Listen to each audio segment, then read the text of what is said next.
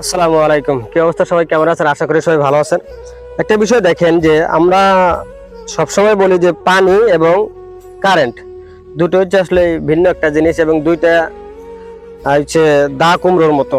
Current যদি পানির সাথে লাগে ওই পানি পুরোটাই কারেন্ট হয়ে যায়।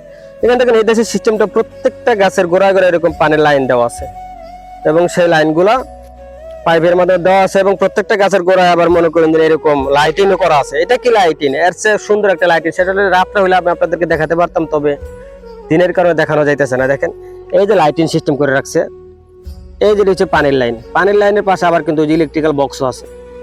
এখন আমার প্রশ্ন হইলো যে ইলেকট্রিক্যাল বক্স প্লাস পানি, এখানে যখন পানি দেয় তাহলে কিভাবে কি করে? তো কেউ যদি জানেন অবশ্যই জানাবেন এটা কিভাবে সম্ভব। এখানে ইলেকট্রিক্যাল বক্স প্লাস পানি, এই যে এইটা আছে না, এই যে এটার মুখটা খুলে দিলেই পুরাটাই পানিতে বইরে যাব। এরকম প্রত্যেকটা রাস্তার অলিতে গলিতে এবং মরুভূমিতে যে গাছগুলো আমরা দেখি, সেই গাছগুলা